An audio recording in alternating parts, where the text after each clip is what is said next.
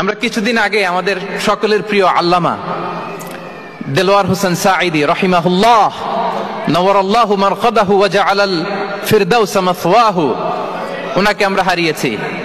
আমি যখন ওনার শোক বার্তা নিয়ে ফেসবুকে স্ট্যাটাস লিখি, কমেন্টে আমি এই আয়াতটা লিখেছিলাম।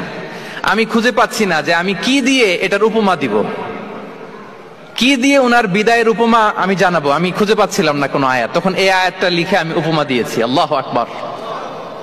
গোটা বিশ্বের মানুষ কেঁদেছে, গোটা বিশ্বের মানুষ গায়েবানা জানাজা পড়েছে, গোটা বিশ্বের মানুষ ওনাকে অশ্রুসিক্ত বিদায় দিয়েছে।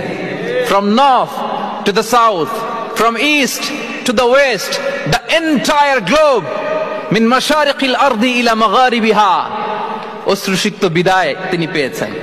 এটাই আল্লাহ তাআলার সন্তুষ্টির একটা জলজ্যান্ত নমুনা। জোরে বলেন ঠিক কিনা? এর চেয়ে জলজ্যান্ত নমুনা আমার জীবদ্দশা আমি দেখিনি। এত মানুষের কান্না, কাবার গিলাফ ধরে কান্না, এভাবে ভালোবাসা প্রকাশ করা, এভাবে তার প্রতি